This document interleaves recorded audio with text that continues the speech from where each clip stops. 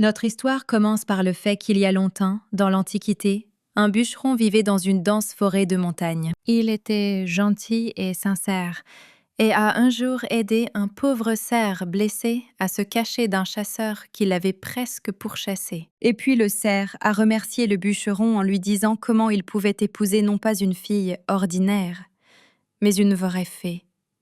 Pour cela, il devait lui voler ses ailes pendant qu'elle nageait dans l'étang. Après tout, sans ailes, elle ne pourra pas retourner dans l'Empire céleste, et pour récupérer ses ailes, elle devra donner naissance à 3 enfants. Enchanté de cette connaissance, le bûcheron se rendit immédiatement à l'étang, où après quelques recherches, il vola les ailes d'une fée qui se baignait à proximité. Mais cette fée avait des pensées complètement différentes à ce sujet.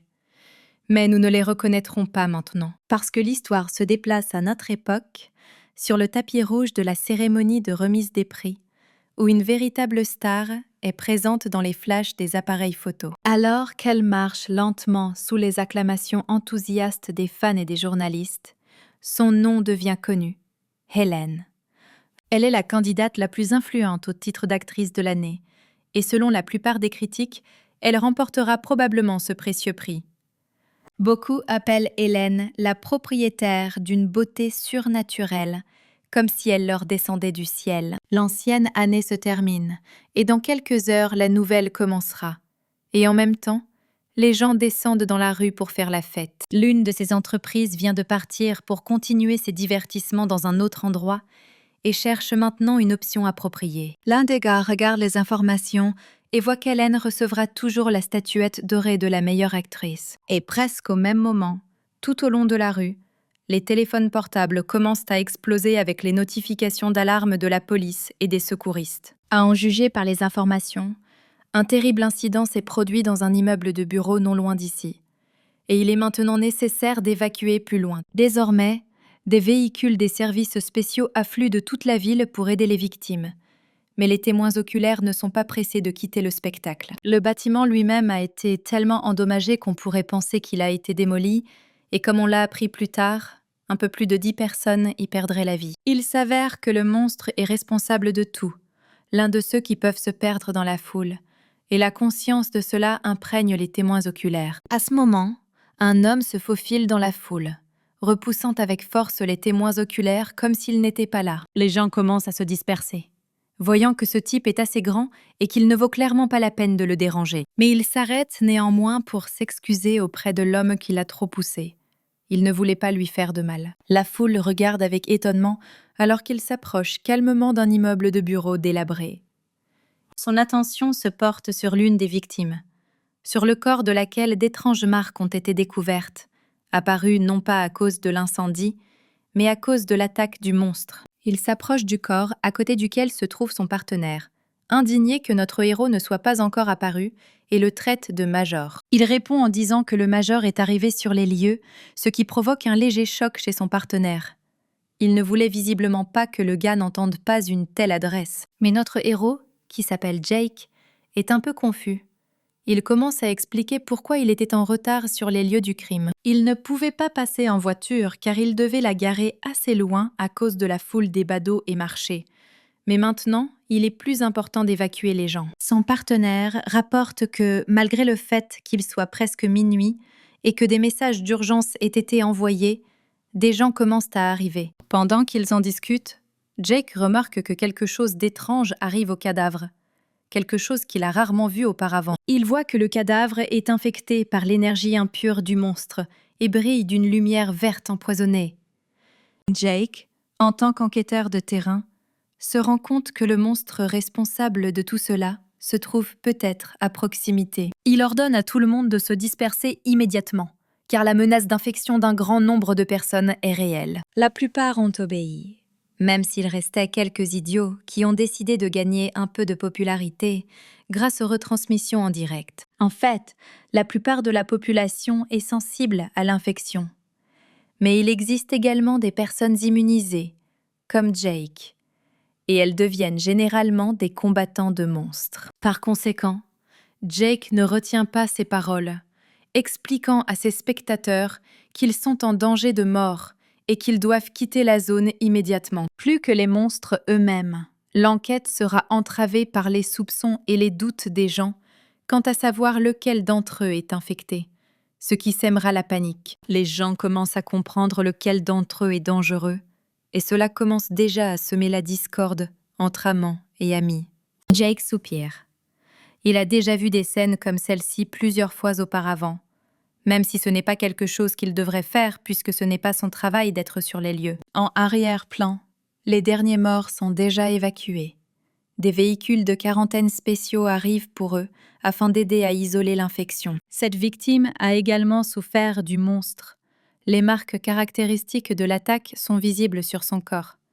Et on ignore encore à quel point elles sont douloureuses. On ne le sait pas, car il n'y a aucun survivant, dit tristement Jake, continuant d'examiner la situation autour de lui. Alors qu'il s'interroge sur les versions de ce qui s'est passé, de l'énergie verte commence lentement à s'échapper du cadavre.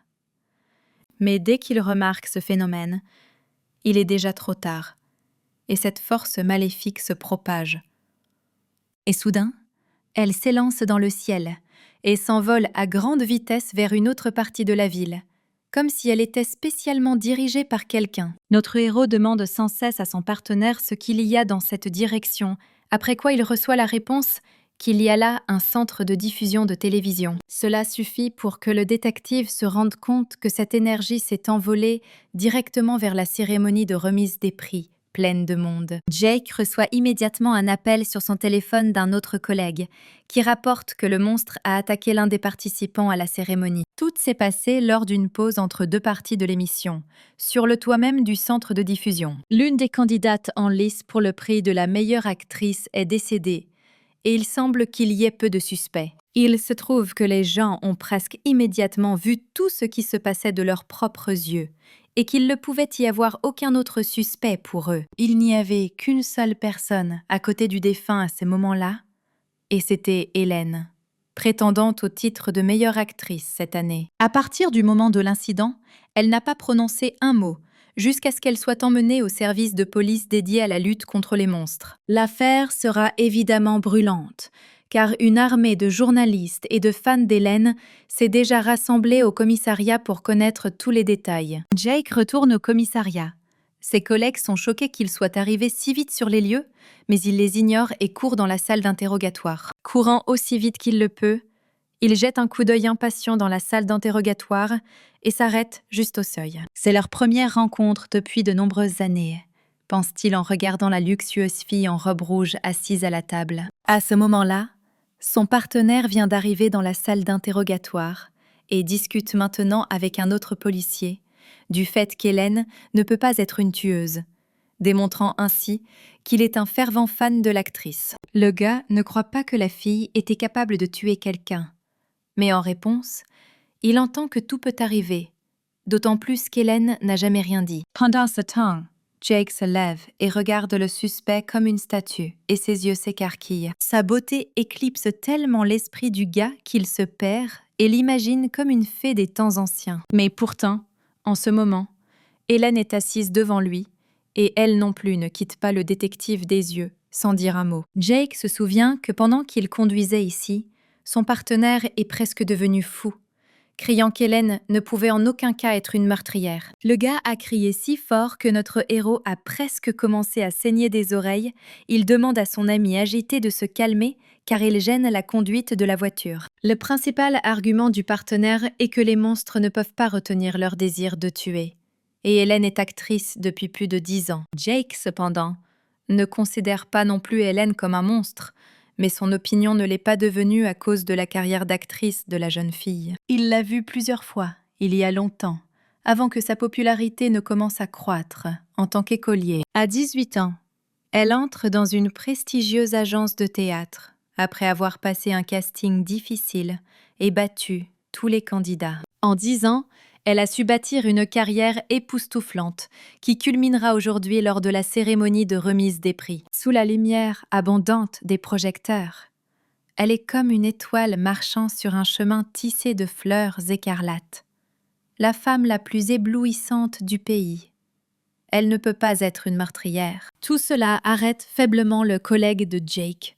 Il ne se calme toujours pas, Mais ce n'est plus si important. Ils sont déjà arrivés sur place, et Alan, c'est le nom de son partenaire, s'excuse pour son comportement. Déjà maintenant, quand Hélène s'assoit devant notre héros, son cœur se serre devant cette rencontre. Il lui semble qu'une telle beauté n'est possible que pour les fées descendues du ciel. Cependant, à en juger par le regard d'Hélène, on pourrait dire qu'elle aussi examinait le gars de trop près. Il y a une pause gênante entre eux, et pendant 1 minute, ils ne peuvent pas se quitter des yeux.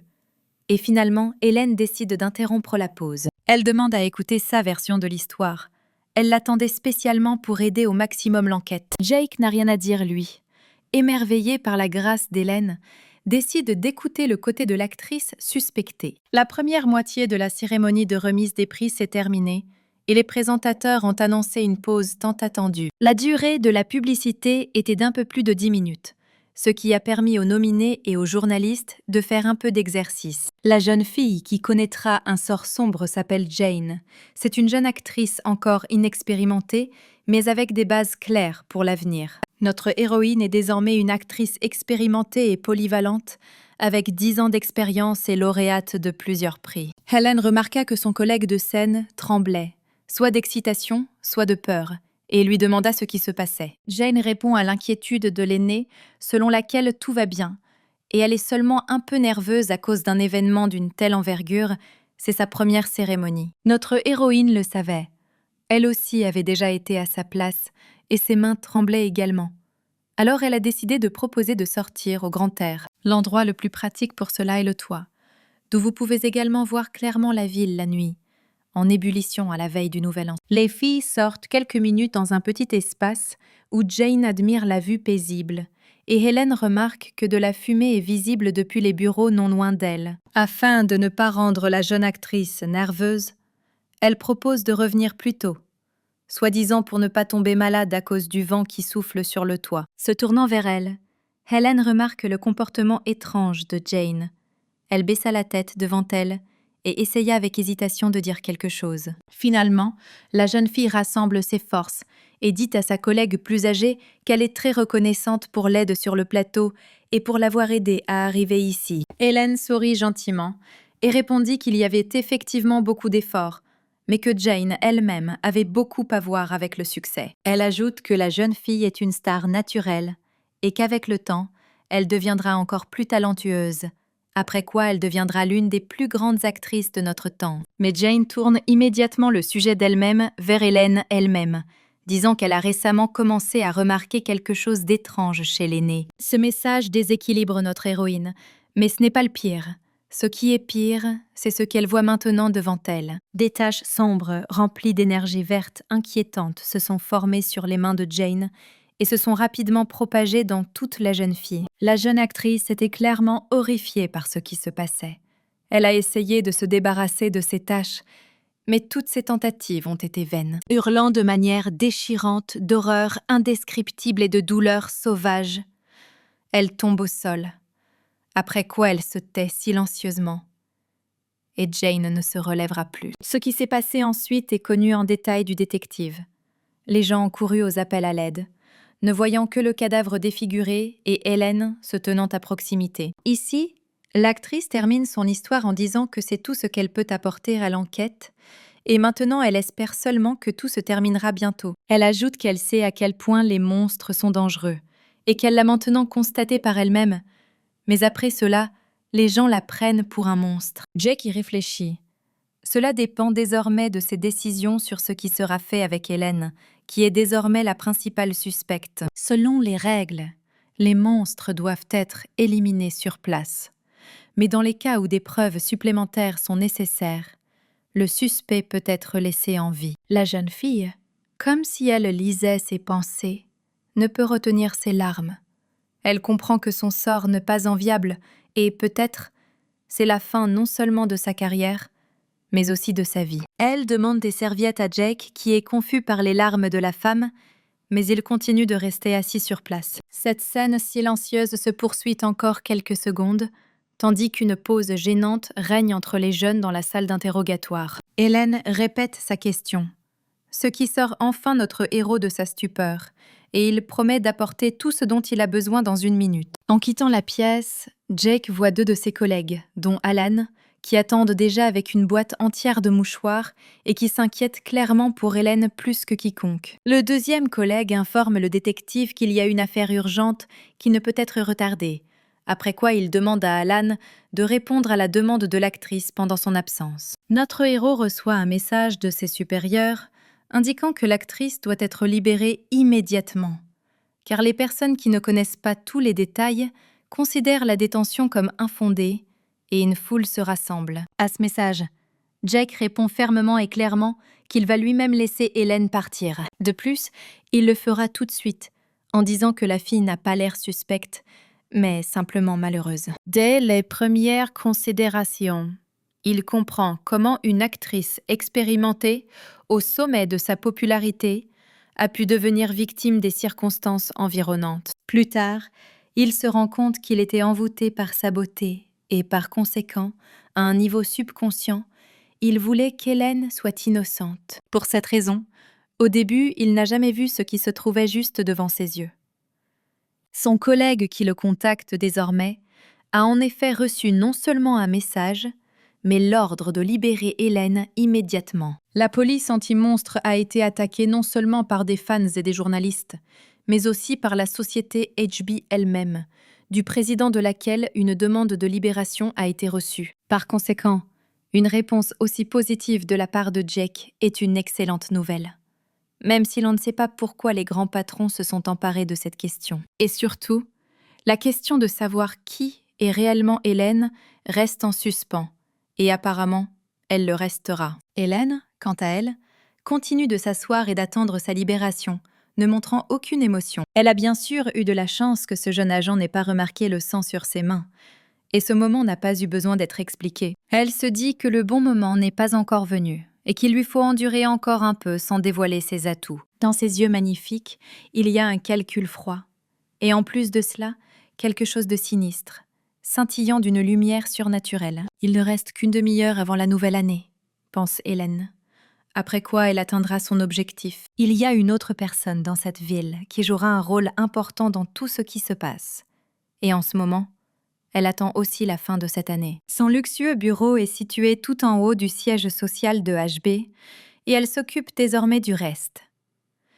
L'un de ses plus proches collaborateurs vient la voir et, en plus de l'habituelle tasse de café, lui apporte un rapport sur le travail effectué. En ce moment, cette femme, Amanda, discute de la manière dont elle organisera une fête du Nouvel An avec des invités importants, dans un style simple et romantique. L'assistante tente d'attirer son attention, mais Amanda est complètement absorbée par la présence de la personne la plus importante pour elle lors de cet événement, pour qui elle obtiendra des billets. Souriante, cette femme brune constate que tout ceci n'est qu'un petit merci pour l'aide apportée plus tôt et raccroche. La fatigue est visible dans ses yeux sombres, mais une tasse de café la remettra rapidement en ordre.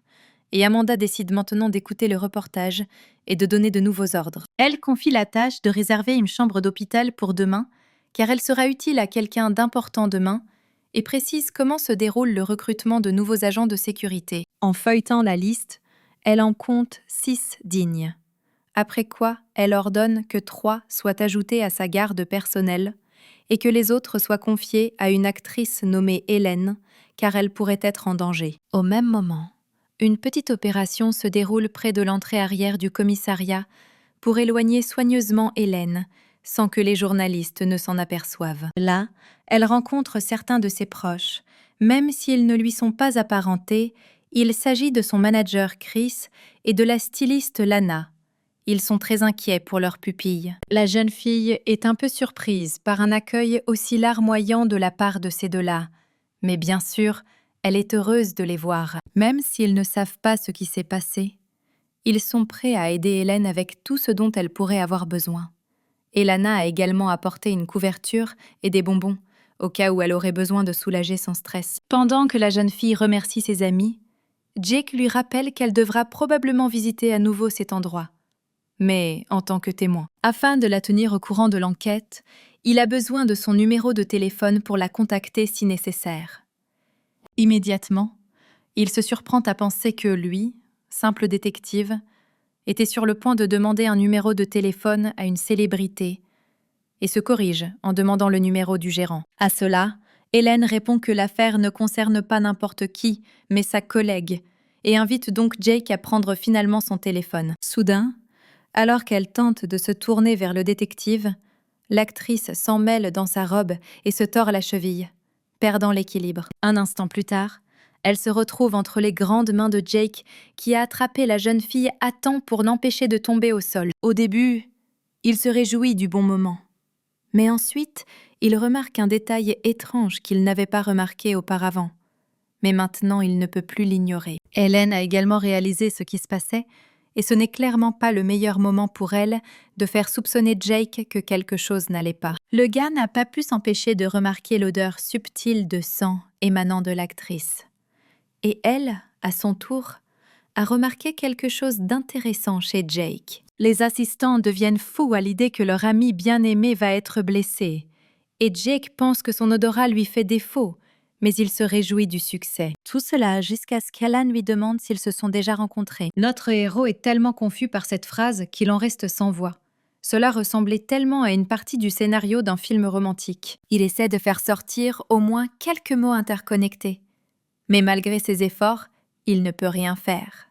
Bien sûr, il pourrait dire qu'il l'avait vu il y a longtemps, mais cela pouvait difficilement être qualifié de véritable rencontre. Après s'être repris, Jake répond qu'un détective ordinaire ne peut pas simplement rencontrer une superstar dans la rue, et qu'il est maintenant temps pour Hélène de partir avant que la foule ne réalise où se trouve l'actrice. La fille elle-même sent qu'après avoir touché Jake, elle a ressenti quelque chose de familier, quelque chose de proche. Après avoir quitté l'actrice, Jake s'apprête à rentrer chez lui après une dure journée de travail et dit au revoir à ses collègues en leur souhaitant une bonne année. Il erre dans les rues de la ville, figé en prévision des vacances, mais le gars n'a pas l'intention de les rejoindre et rentre simplement chez lui.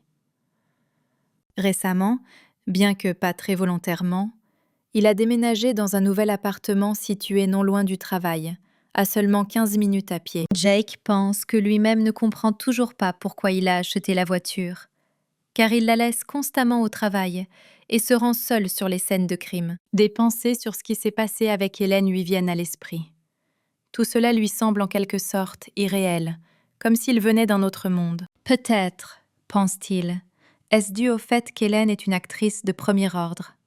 Même lorsqu'elle pleurait, elle n'a pas perdu son aura de magnificence, ni sa beauté surnaturelle. Continuant à réfléchir, il s'engage dans l'une des nombreuses ruelles qui lui permettront de gagner du temps. Dès qu'il va un peu plus loin, l'énergie verte impure réapparaît devant ses yeux. Et c'est quelque chose à quoi Jake ne s'attendait pas. Elle contourne le coin qui mène à une impasse, et le détective se précipite après elle, espérant trouver des réponses à ses questions. Une fois arrivé, il cherche une arme pour être prêt à attaquer, car les monstres sont impitoyables, et chaque rencontre avec eux est mortelle. Mais maintenant, il n'a plus qu'un choc. Ce qu'il a vu devant lui à ce moment-là a bouleversé sa vie, et quelque chose s'est mis en place. Devant lui, il voit Hélène, tenant dans ses bras un homme battu jusqu'au sang par les cheveux, qui lui demande grâce, mais ses supplications tombent clairement dans l'oreille d'un sourd. La victime est clairement presque au bord. Encore un peu et il ne restera que des bribes de sa conscience. Helen elle-même, avec une cigarette à la bouche, couverte de sang, mais clairement pas le sien, lève la main pour un autre coup, mais remarque au dernier moment le détective. Jake lui-même est confus. Il n'était pas prêt à voir cette image devant ses yeux, et des centaines de théories lui traversent la tête par seconde sur les raisons pour lesquelles Hélène bat un homme ici. Hélène tient la victime encore quelques secondes, sans bouger, et en regardant exactement notre héros. Puis, il jette l'homme battu par terre comme un sac de pommes de terre et prend une bouffée de fumée de cigarette. Il ne reste aucune trace du charme de l'actrice innocente. Et désormais, toute son attention est entièrement tournée vers Jake. Elle jette la cigarette et se dirige vers lui, scintillant d'une lumière mystérieuse. Et les intentions de la jeune fille restent un mystère pour le détective. Sur sa montre, les 2 aiguilles ont pris position en haut, annonçant ainsi le début d'une nouvelle année. Et, apparemment, cela ne commence pas très bien pour le gars. Tout ce qu'il peut faire maintenant, c'est regarder la jeune fille se transformer au point de devenir méconnaissable, ce qui le plonge dans une stupeur encore plus grande. L'énergie semble être concentrée dans ses mains. Mais il n'a jamais rien vu de tel auparavant, et en prévision de la mort, il plonge dans la mémoire. C'était il y a 10 ans, au lycée, juste avant l'obtention de son diplôme, Jake, un jeune homme prometteur dans le sport. Il admet lors d'une conversation avec un camarade de classe que ces derniers temps, il a vu des choses inexplicables autour de lui et apparemment lui seul les voit. Son interlocuteur conclut d'une voix décevante qu'il souffre du syndrome des élèves de 8e année et qu'une telle illusion sur sa propre importance ne mènera pas au bien. Mais Jake dit que parfois, lorsqu'il se trouve dans la foule, il voit que certaines personnes semblent obsédées par quelque chose. Un camarade de classe écoute cela, mais pense que le gars devient tout simplement fou pendant l'entraînement et ne sait pas comment réagir face à cela. Lorsqu'il était très jeune, poursuit notre héros, il lui semblait voir différentes créatures derrière la maison. Mais il était trop petit pour comprendre de quoi il s'agissait. Déjà, à un âge conscient, Jake a cessé de voir cela, jusqu'à ce qu'un incident bouleverse sa vie alors qu'il rentrait chez lui après l'entraînement. Puis, il a de nouveau rencontré cette énergie mystérieuse, et depuis lors, il l'a vue partout. Son interlocuteur conclut que l'entraînement avant les matchs de qualification pourrait vraiment être responsable de tout. Mais Jake réfute cette affirmation, affirmant que ce n'est pas difficile pour lui. Ils abandonnent ce sujet, mais avant cela, un camarade de classe ajoute qu'un cadavre avec de terribles taches brunes a été récemment découvert près de leur école. Il vaut donc mieux ne pas y aller. Leur conversation se termine sur le fait que la connaissance de Jake l'aidera certainement lorsqu'il deviendra médecin, ce à quoi il répond avec désinvolture qu'il n'aura évidemment pas besoin d'un dermatologue. Cependant, après son inscription, il n'a fait que boire et s'amuser, et n'a donc même pas terminé ses études. Jake lui-même n'est jamais devenu un athlète, car on a découvert qu'il était immunisé contre le virus et que son seul chemin était donc vers l'académie de police. Pendant le service, non seulement les visions ne se sont pas arrêtées, mais au contraire, elles se sont intensifiées. « Et maintenant ?» dit Jake d'une voix forte et excitée. Devant lui, il n'a pas vu un monstre, mais une fée. En entendant cela, la fille s'arrête et, comme le gars, se fige sans dire un mot. Il n'y a pas une seule émotion sur son visage. On ne sait pas exactement à quoi s'attendre d'elle. D'une voix glaciale, Hélène lui demande de répéter maintenant ce qu'il vient de dire. Et de mauvaises intentions sont clairement visibles dans ses yeux. Jake se rend compte qu'il a peut-être commis une grave erreur et qu'il n'a d'autre choix que de se défendre. Hélène n'était clairement pas une personne.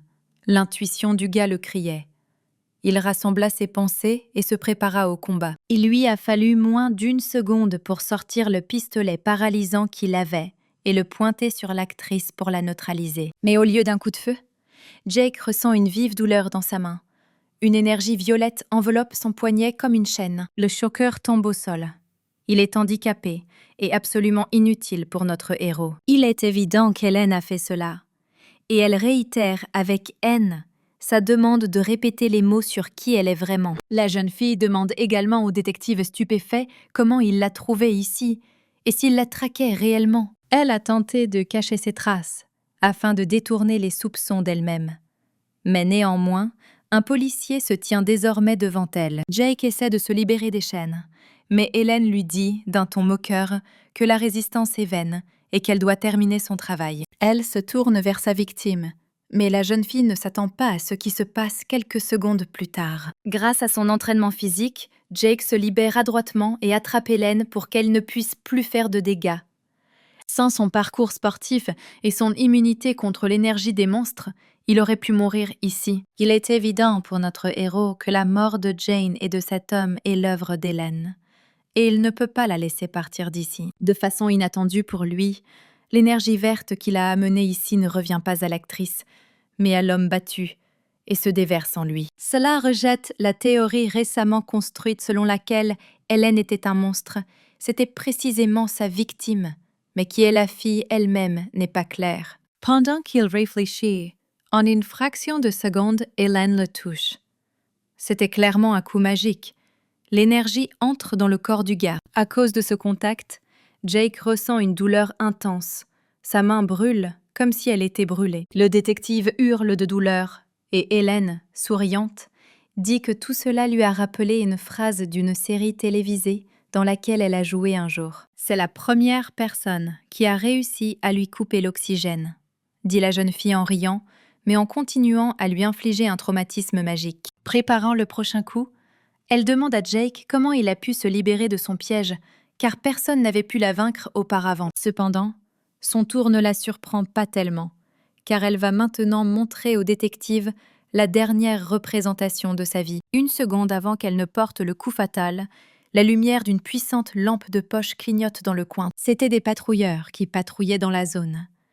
Et lorsqu'ils ont entendu le bruit, ils se sont également précipités pour aider. Ainsi, ils ont très probablement sauvé la vie de notre héros, qui est resté seul, se frottant le poignet, brûlé par magie. Maintenant que seul lui et le mort, qui s'est avéré être un monstre, sont restés dans la ruelle, toute cette bataille avec Hélène ressemble à une hallucination. Mais tout dit le contraire.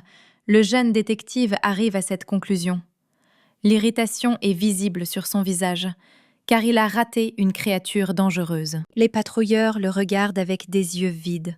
Ils ne savent pas qu'ils lui ont sauvé la vie, et ils ne savent même pas de qui. Pendant ce temps, l'un des participants à cet incident va observer l'aube sur les toits des maisons voisines. Sa robe écarlate et ses luxueux cheveux noirs flottent dans la brise fraîche, alors qu'elle est assise au bord du bâtiment. Hélène était clairement intéressée par ce type, et elle attendrait avec impatience leur prochaine rencontre, car Jake, comme elle le réalisait, était une personne inhabituelle. Le lendemain matin, l'actualité principale était le meurtre survenu lors de la cérémonie. La superstar Hélène, qui était également présente à l'événement et qui a été retrouvée sur les lieux du crime, est désignée comme principal suspect. Tous les journaux télévisés du matin discutent constamment de ce qui s'est passé et de la future carrière de la célèbre actrice. La discussion captive tout le pays. Cependant, un jour plus tard, l'opinion de la population et des journalistes change radicalement en faveur d'Hélène et la police commence à être accusée d'abus de pouvoir. Les patrons de Jake sont furieux. Une telle indignation publique ruinera grandement leur réputation. Et cela les inquiète plus que toute autre chose. Le chef du département réduit en miettes ses subordonnés, affirmant qu'il n'avait même pas le droit de penser qu'une star aussi célèbre pouvait être un monstre. Après avoir suffisamment crié, il rapporte que l'enquête sur cette affaire est close et que tous les employés devraient passer à autre chose. Jake est indigné. Il est sûr que cette affaire est radicalement différente de toutes les précédentes sur lesquelles ils ont travaillé. Contenant à peine sa colère, il demande au moins de terminer l'enquête. Il veut dire qui est vraiment Hélène. Mais en réponse, il apprend que désormais, peu importe qui était le véritable tueur, ce qui le met dans un état de choc et d'horreur. En voyant son visage, le patron explique que tout le monde ne s'intéresse pas au meurtre, mais à l'identité de l'actrice elle-même, et que si la police s'en mêle, l'opinion publique détruira la police. Il ne veut pas non plus reculer, mais pour le moment, c'est la seule issue. Et ils ne peuvent aider la société que par leur inaction. Et Jake s'en rend également compte. Pendant ce temps, de l'autre côté de la ville, dans une luxueuse chambre d'hôpital, quelqu'un feuillette un rapport d'opinion publique sur ce qui s'est passé lors de la cérémonie. Voici Hélène. Et ce rapport sur la réussite de l'opération lui a été remis par nul autre qu'Amanda elle-même, son employeur. Elle remet également à la jeune fille son trophée de la cérémonie de remise des prix, confirmant ainsi son titre d'actrice de l'année. Hélène sourit légèrement en apprenant qu'en plus des excuses, la chaîne organise un hommage spécial à l'actrice et à son travail. Elle dit à Amanda que 30 ans d'éducation ont finalement porté leurs fruits et rit doucement, se réjouissant de son succès. Le réalisateur précise qu'Hélène n'a jamais élevé personne, ce à quoi elle se contente de sourire et demande de lui faire de la place pour qu'elle puisse se tenir debout. Alors qu'Hélène prend un paquet de cigarettes, elle ajoute qu'elle n'a pas besoin de la figurine et la donne à Amanda. Aujourd'hui, elle s'intéresse à un homme pour la première fois depuis de nombreuses années et elle n'a pas l'intention de reculer, dit-elle, en allumant une cigarette avec son doigt. Ce même homme, quant à lui, est fortement déprimé par les circonstances actuelles. Il ne peut pas continuer l'enquête de toute sa vie. Son subordonné, Alan, demande ce qu'ils vont faire maintenant. Et cette question rend notre héros encore plus déprimé. Cependant, il répond qu'il devrait s'exécuter et s'occuper rapidement du désastre dans l'immeuble de bureau qui s'est également produit le soir du Nouvel An. Toute cette inutilité ronge la tête de Jake, et un terrible souvenir tente de ressortir. Il termine en disant que le public est du côté de l'actrice, que les autorités ont étouffé l'affaire et qu'il y a quelque chose de plus derrière tout cela. Cependant, pense-t-il, Helen se vengera de lui de ses propres mains, avant même que le gars ne puisse se rapprocher d'un pouce de la solution. Le pire pour Jake est qu'il fait partie de la police et qu'il ne devrait pas s'inquiéter pour sa sécurité. Mais les circonstances ne sont pas en sa faveur. Les lois, les armes, l'entraînement physique étaient sa protection. Mais devant cette créature, tout cela est inutile. Et l'histoire selon laquelle Hélène est en fait une fée paraîtra stupide. Alors qu'il marche dans le couloir, une conversation bruyante se fait entendre depuis la salle de repos entre deux employés discutant de Jake. Ils discutent sans hésiter que Jake a fait le bon choix en abandonnant cette affaire, car le directeur d'une société aussi influente que HB y joue également un rôle. Après cela, ils arrivent à la conclusion que, puisque le commandant ne sonne pas l'alarme, il n'y a aucune raison de s'inquiéter. Petit à petit, ils se lancent dans une discussion sur le fait que, en raison de ses caractéristiques, Jake n'a pas rejoint l'armée comme les autres, et le condamne ouvertement pour sa particularité. Alan essaie de partir, mais le détective sévère l'en empêche. Il a enfin une bonne idée. Il commence à recueillir des informations auprès du principal fan de l'actrice dans l'unité, qui dit que, selon les rumeurs, la maison d'Hélène est enregistrée au nom d'Amanda. Ils déjeunent aussi souvent ensemble, ce qui serait compréhensible si Amanda était un homme. Mais une actrice ordinaire ne peut pas être en couple avec une réalisatrice. Le principal fan de l'actrice, qui s'appelle également Alan, n'en sait pas plus, car la vie personnelle d'Hélène est cachée. Il demande à Jake pourquoi ils discutent de cela dans la salle d'interrogatoire, et il répond que c'est pour créer une ambiance. Notre héros corrèle toutes les informations et comprend que le personnage d'Hélène aurait dû la trahir au moins une fois, et Amanda le saura. Déjà au lycée, Jake pouvait certainement remarquer le caractère parfois explosif de la jeune fille. Son comportement ne correspondait parfois pas à son apparence. Mais surtout, nous devrions également découvrir les motivations d'Hélène. Pourquoi elle a pris de telles mesures et comment elle est devenue l'alliée d'Amanda? Si vous vous souvenez de ce que la fille a fait avec le monstre, la réponse devient évidente. Sa force sera son motif. Ce pouvoir est capable de détruire une fois pour toutes les créatures qui maintiennent toute l'humanité dans la peur.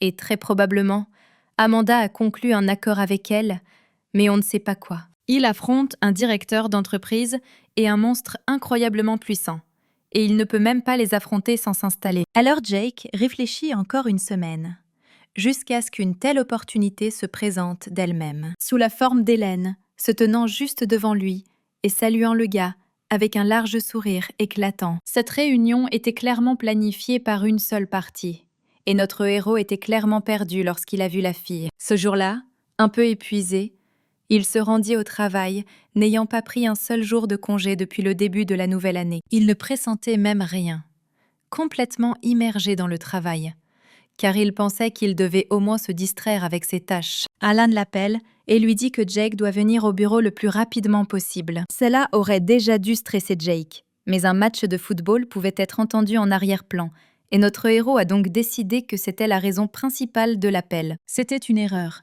Et maintenant, Hélène se tient devant son bureau, celle que le gars considère comme son danger mortel, en personne. Bégayant, il demande à la jeune fille la raison de sa visite au commissariat, en espérant qu'elle ne l'attaquera pas en public. À cela, la jeune fille répond, d'un air légèrement fin, que Jake lui-même voulait la voir, et la voilà qui vient témoigner. Il revit toute son interaction avec Hélène dans ses pensées, essayant fébrilement de se rappeler quand il s'est engagé à se suicider. Le plus étonnant est qu'elle continue de manipuler sa voix, prétendant que rien d'étrange ne s'est passé entre eux, comme lors de leur première rencontre. Jake dit qu'il ne se souvient pas du moment où il a invité Hélène, et il pense que l'hospitalisation de l'actrice était très probablement un coup publicitaire. Sans cesser de sourire, la jeune fille répond avec une légère moquerie qu'il l'a lui-même invité comme témoin. Cela n'aide en rien Jake.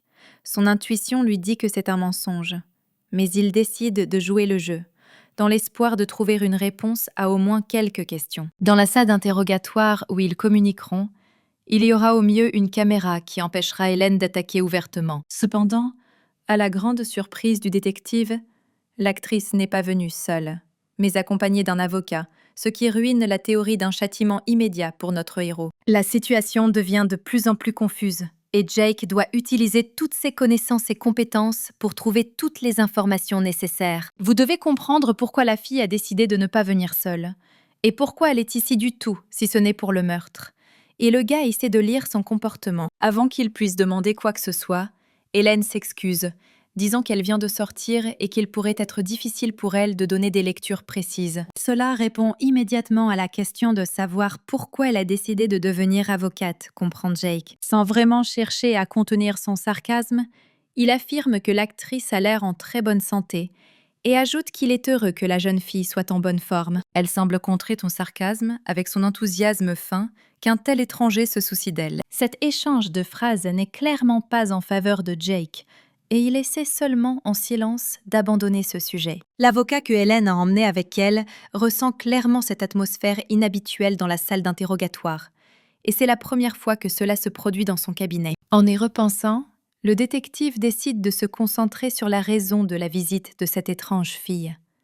C'est la chose la plus importante maintenant. Elle a confié le récit de ce qui est arrivé à un avocat, qui a dit mot pour mot la même chose qu'Hélène a dit immédiatement après le meurtre. Mais elle restait assise et continuait à le regarder directement, sans détourner le regard, ne serait-ce qu'une seconde. Son regard d'acier transperça tout son corps, comme s'il lisait Jake comme un livre ouvert. Il avait auparavant supposé que, lors de la première rencontre, elle mettrait fin aux choses avec lui.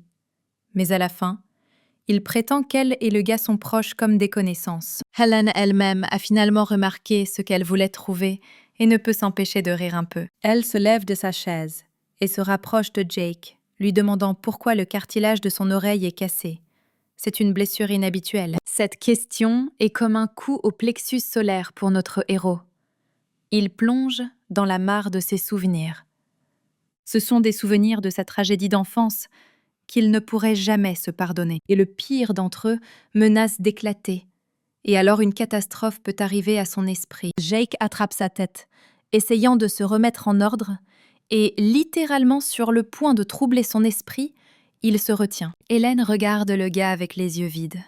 On dirait que c'est clairement le nerf qu'elle voulait toucher. Alan, regardant l'interrogatoire, devina ce qui arrivait à son collègue, mais ne comprit pas pourquoi son actrice préférée posait cette question. Il dit que de tous les sujets de conversation, c'est celui qui blesse le plus Jake. Ayant apprécié la réaction du policier, Hélène s'excuse d'avoir bombardé notre héros de questions. Elle était simplement curieuse. Alors qu'elle explique qu'elle a connu autrefois un homme dont les oreilles avaient la même forme que celle de Jake, une seule phrase s'échappe des lèvres du jeune policier. Alan, en l'entendant, comprend que le passage à tabac précédent de ses supérieurs n'était qu'une légère tape dans le dos par rapport à ce qui les attend. Tous les participants aux négociations se figent dans une pause silencieuse.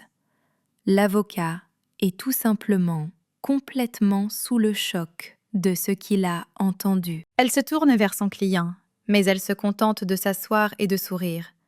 Il n'y a aucune émotion sur son visage. Cela dure quelques secondes.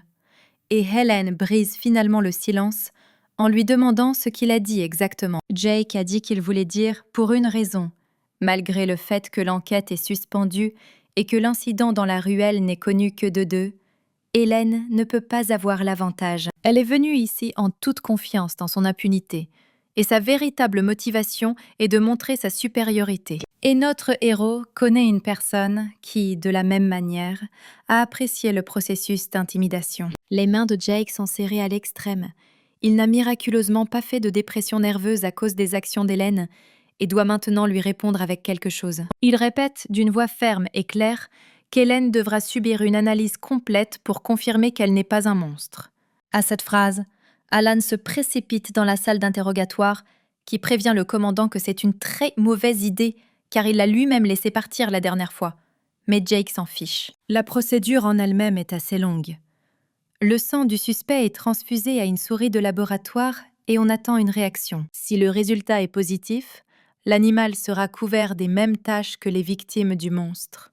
Après quoi, il mourra. Le processus lui-même est assez coûteux et la police préfère donc embaucher des personnes dotées d'un don comme Jake, ce qui permet d'économiser beaucoup de temps et d'argent. L'État traque ces personnes uniques depuis l'école et change leur destin pour qu'elles s'adressent à la police, même si cela va à l'encontre de leurs rêves. Mais comme Jake ne peut pas reconnaître cette obsession virale chez une fille, il devra se fier à un test régulier. Helen demande au détective pourquoi elle doit même subir ce test si elle a déjà été déclarée innocente. À cela, Jake répond que certains pensent que l'actrice s'est simplement cachée derrière l'argent et les relations, et a évité les vérifications nécessaires qui pourraient calmer les mécontents. Il ajoute qu'il ne sert à rien de deviner si elle est un monstre ou non, s'ils sont capables de le vérifier en quelques jours. Il pense lui-même qu'Helen n'est pas un monstre ordinaire, mais elle n'est certainement pas une personne, ce qui signifie que le test devra montrer au moins quelque chose. Cependant, la jeune fille sourit et dit qu'elle accepte de se soumettre à toutes les procédures nécessaires. Cette volonté de coopérer volontairement inquiète un peu Jake.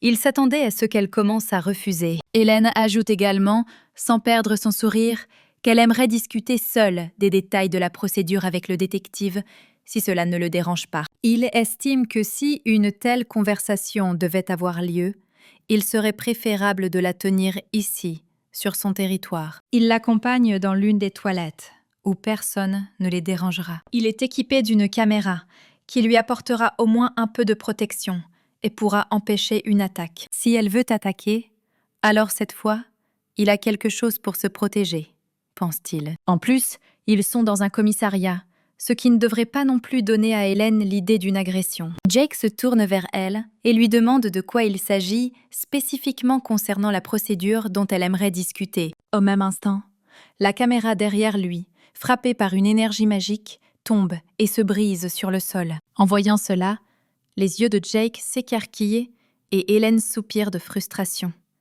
Elle pense à voix haute qu'elle visait la tête et qu'elle ne s'attendait pas à la rater. Cette confession terrifie Jake, et il commence à comprendre la situation dans laquelle il se trouve et à quel point ses défenses étaient fragiles. Elle semble faire semblant, en faisant une grimace excitée, que désormais, peu importe ce qui se passe dans cette pièce, personne ne le saura. Jake n'a plus qu'à deviner ce qu'elle va faire de lui.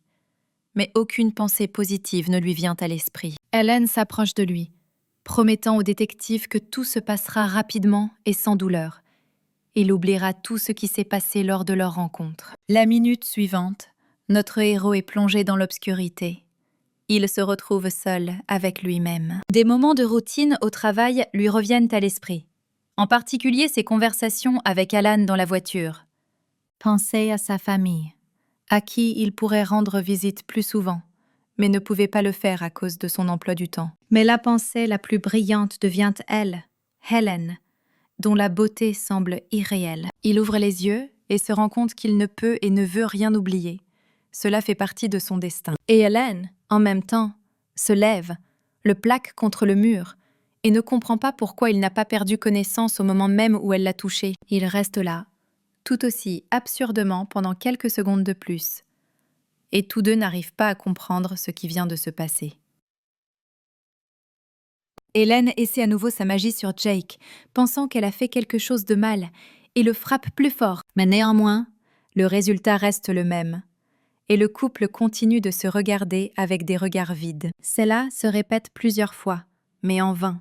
Et cela rappelle davantage les chats frappant quelque chose qu'ils n'aiment pas avec leurs pattes. Finalement, Hélène se rend compte que quelque chose ne se passe clairement pas comme elle l'avait prévu et qu'il vaut donc la peine de recourir à la deuxième option. Si elle ne parvient pas à effacer sa mémoire, il ne lui reste plus qu'à tuer le détective pour qu'il ne puisse révéler son secret à personne. Il demande d'abord une chance de parler avant qu'elle ne l'achève, tout en disant que son comportement n'est pas celui d'un humain, mais d'une fée. En entendant cela, Hélène s'arrête, ce qui amène Jake à croire que c'est la bonne conclusion et que c'est ainsi que la fille a caché son identité. Il passe à l'offensive, répétant que l'apparence de la fée est son vrai visage, ce qui explique pourquoi une actrice ordinaire a vaincu le monstre à main nue. Hélène se précipite à nouveau sur lui, et notre héros se rend compte que la dernière opportunité a été manquée et qu'il ne peut pas s'échapper. Cependant, au lieu du coup fatal auquel il s'était déjà préparé,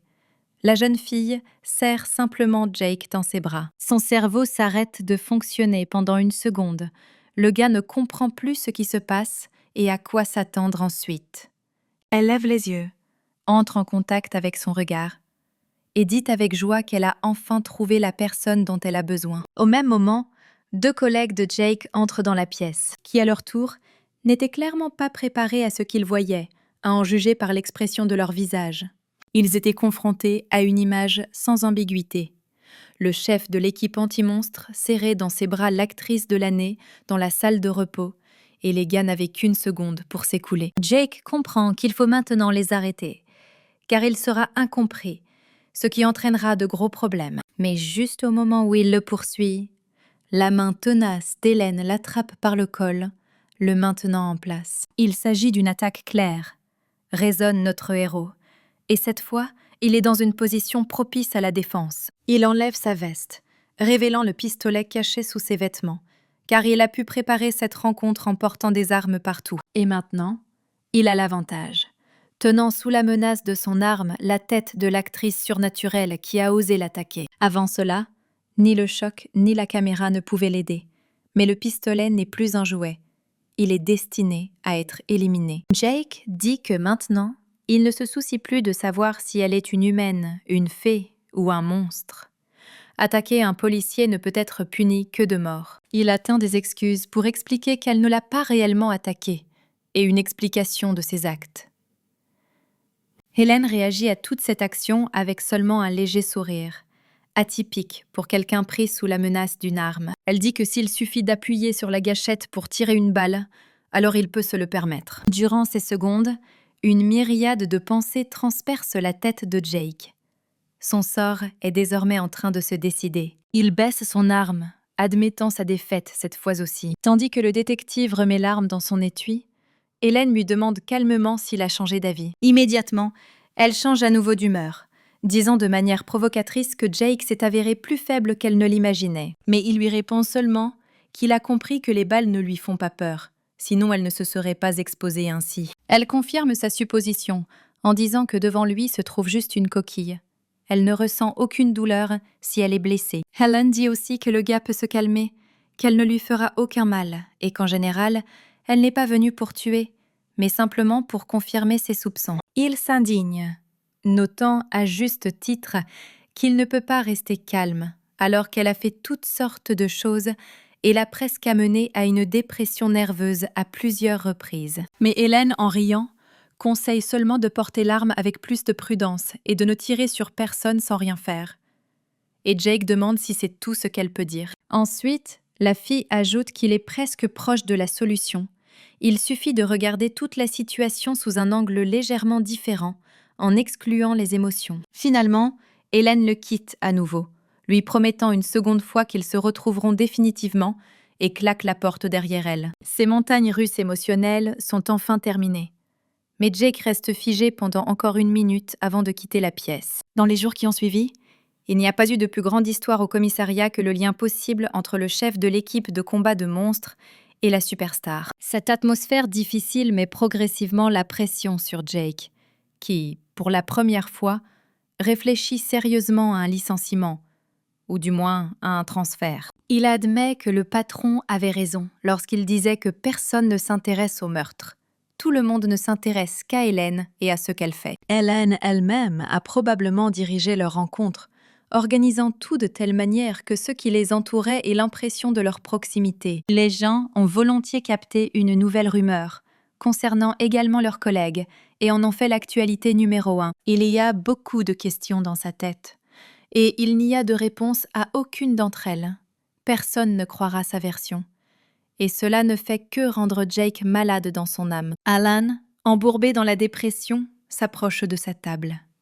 Cette rumeur ne pèse pas moins sur lui que sur Jake lui-même. Notre héros essaie de le calmer en disant qu'il ne sort pas avec Hélène et qu'il ne fera pas de même à l'avenir. Ce à quoi il entend en réponse qu'Alan lui-même ne croit pas à ces rumeurs. Il est juste confus parce que Hélène et Jake vont trop bien ensemble. Après avoir essuyé ses larmes, Alan passe aux questions urgentes, à savoir un rapport sur les cas de l'année dernière qui nécessitait une attention particulière. Pendant que Jake prend connaissance des résultats de son travail, son collègue partage l'idée qu'il n'y a pratiquement pas eu de travaux depuis le début de la nouvelle année. De plus, tous les membres de l'équipe anti-monstre sont désormais à leur place. Après le meurtre de Jane lors de la cérémonie de remise des prix, personne n'est venu répondre aux appels. Jake se retrouve à penser qu'il avait personnellement suffisamment de problèmes personnels à régler pour qu'il n'ait même pas remarqué l'accalmie chez les autres employés. Finalement, il a eu une révélation. Toutes les pièces se sont réunies. Il a pu regarder les choses sous un angle différent et trouver la réponse. Il sursaute brusquement, ce qui effraie Alan, qui ne s'attendait pas à une telle réaction à ses propos. Hélène, de par sa nature, n'est ni un monstre ni une fée. Elle est quelque chose de plus important.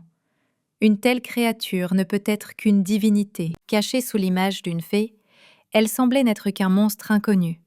Et avant cela, elle n'était qu'une personne ordinaire, voire célèbre. Il a maintenant besoin de revoir Hélène, et il demande à Alan de l'aider à lui dire où cela peut être fait. Le principal fan d'Hélène au commissariat est époustouflé par cette idée, et il exige qu'il ne s'implique pas dans cette affaire. Jake essaie de le calmer, lui expliquant le besoin d'affaires.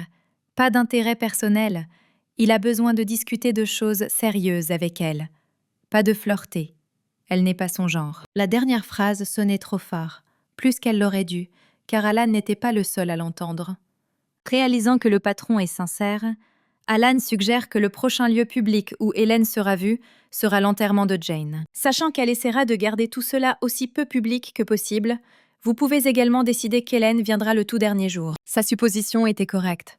Et ce jour-là, les journalistes ont pu voir une jeune fille vêtue de noir à l'extérieur du bâtiment de l'hôpital. Elle avait prédit les actions des journalistes, mais elle était encore plus inquiète de l'éventuelle apparition d'une personne complètement différente. Dans les premiers jours, un grand nombre de personnes se sont rassemblées aux funérailles de Jane. Tout le monde voulait emmener l'étoile montante dans un autre monde. Jake est également arrivé le dernier jour pour présenter ses condoléances au nom de la police à la mère de la jeune fille décédée. Elle lui demande s'il n'y a vraiment aucune chance que l'enquête puisse se poursuivre.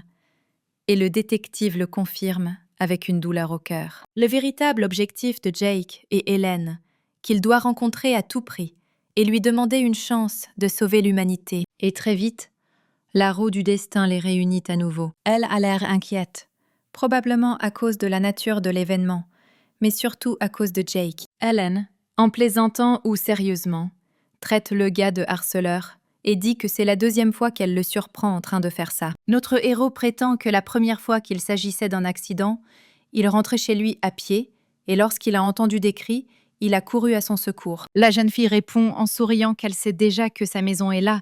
Elle a juste été surprise par son apparence. C'est clairement une révélation méchante. Jake se demande comment Hélène pourrait elle-même connaître son adresse. La fille part, lui proposant de la rencontrer aux distributeurs automatiques après avoir dit au revoir à Jane. En approchant de l'endroit désigné, Jake contacte Alan, qui est également présent dans le bâtiment, par téléphone. Il part déjà, car des questions urgentes sont apparues. Et maintenant, Jake se retrouve seul, dans un splendide isolement, avec Hélène. La fille n'a pas eu à attendre longtemps, apparaissant brusquement juste devant le visage du gars. Elle dit au détective de la suivre et se dirige vers l'ascenseur menant au parking, tandis que Jake essaie d'évaluer ses chances. Mais sans y réfléchir à deux fois, il tombe en panne et la suit. Il n'y a pratiquement personne sur le parking, et notre héros trouve facilement la voiture de luxe de l'actrice parmi des dizaines de voitures plus simples. Elle le salue en lui disant que si Jake veut négocier, il doit d'abord monter dans la voiture, ce qu'il fait à contre-cœur. Helen demande de quoi il veut lui parler, puisqu'il l'a suivie avec tant d'audace qu'elle pensait que le gars avait peur d'elle et était probablement encore en colère à cause des réunions passées. Jake répond qu'il a regardé les choses sous un angle différent, et qu'il a compris pourquoi Hélène était dans cette ruelle le soir du Nouvel An. Les gens la surveillaient de près. Elle ne changeait même pas de robe. Les chances d'être découverte étaient énormes, mais Hélène a néanmoins tué ce monstre. Peut-être le véritable tueur de Jane. Par conséquent, il est sûr que la fille n'est pas une ennemie de l'humanité. Et il a une demande. Et elle est liée à son travail. Le coût pour l'humanité de la lutte contre les monstres est énorme. Mais l'efficacité est faible, et de nombreuses personnes meurent, tandis qu'Hélène est capable de les tuer en quelques coups de main. Le gars rassemble ses pensées et ses forces pour enfin exprimer sa demande. Même si cela lui est difficile. Il dit qu'il connaît la véritable essence de la fille, qu'elle est une divinité. Et maintenant, il veut lui demander de l'aide. Une telle franchise conduit Hélène à une légère surprise. Notre héros demande également pardon d'avoir pointé l'arme plus tôt et demande ce qu'une divinité comme elle lui demanderait en retour pour que l'accord puisse être conclu. Hélène y réfléchit, car elle n'a pas besoin de richesse et de gloire, et Jake gardera le secret de son identité même sans contrat. Mais il y a cependant quelque chose de plus intéressant qui pourrait intéresser la déesse. Et ce quelque chose sera Jake lui-même, conclut-elle avec un sourire, en regardant le visage confus du jeune homme. À ce moment-là, il se rendit compte qu'il avait fait une grosse erreur et qu'il était très probablement tombé dans un piège dont il ne sortirait pas. Mais il essaie néanmoins de ne pas le montrer. Le gars lui demande de toute façon ce que veut dire Hélène. Il lui semble qu'il n'y a aucune raison pour qu'elle puisse l'aimer. La jeune fille, à son tour, sans quitter le détective des yeux, répond qu'il est très charmant, mais en même temps, pas du tout arrogant. Jake rétorque. Il laisse entendre qu'elle est une célébrité et qu'il y a probablement des personnes plus appropriées autour d'elle, et lui et elle sont trop différents l'un de l'autre. À cela, Hélène répond que les gens autour d'elle sont un peu arriérés et ennuyeux, et peu importe si elle aime Jake lui-même. Par conséquent, il ne peut y avoir d'autre option. Il est sa récompense, et elle n'a besoin de rien d'autre. La déesse veut seulement connaître la réponse du gars lui-même. Elle confirme son hypothèse selon laquelle c'est elle qui a récemment commencé à attraper des monstres, ce qui a fait baisser le nombre de morts. Mais sans récompense, elle ne veut pas continuer. C'est trop soudain pour Jake, et il demande un peu de temps avant de pouvoir accepter ou rejeter l'accord. Hélène, à son tour, semble un peu irritée par la réponse hésitante du gars et demande combien de temps il lui faut pour dire exactement. La réponse est quelques jours, et cette option semble déjà meilleure à la fille. Elle est prête à lui donner temps, mais lui demande de ne pas tarder. En la regardant, Jake commence également à comprendre pourquoi Hélène peut influencer les gens si facilement sans même qu'ils s'en aperçoivent.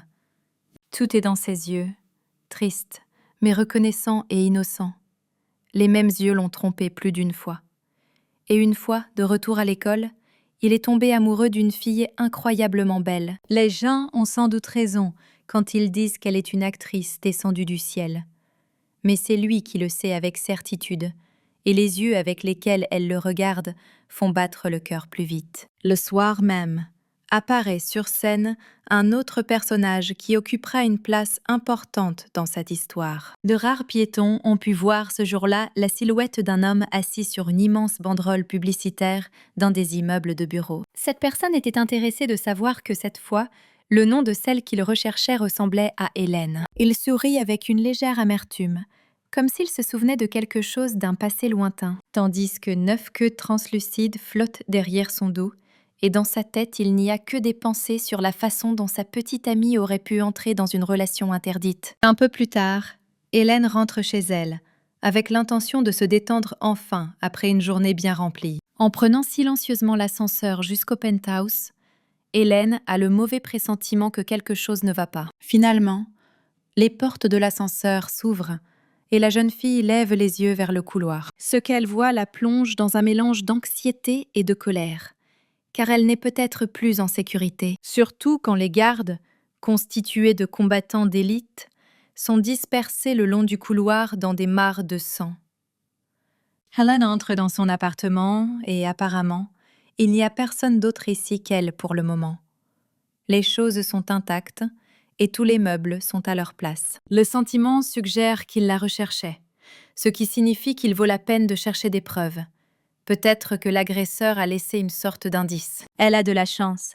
Elle retrouve une longue chevelure dorée et la solution vient d'elle-même, car ce n'était autre qu'André, le renard fou. Hélène réalise immédiatement qu'elle a commis une erreur. Lorsqu'elle l'a ramassé, elle a provoqué une réaction, et il a commencé à briller d'une lumière dorée. André a volontairement laissé les cheveux, car ils ont la propriété magique d'évoquer des souvenirs chez chacun, aussi éloignés soient-ils. Elle se souvient du ciel céleste, comme dans un conte de fées, toujours plein de fleurs et de lumière. Les dieux suprêmes y vivent, gardant l'ordre dans le monde entier, et ils sont suivis par des divinités, leurs descendants ou des êtres surnaturels qui ont mérité ce statut. Cependant, même les dieux les plus puissants ne peuvent descendre dans le monde humain à moins d'avoir des ailes spéciales. Cependant, ces étudiants seront capables de le faire.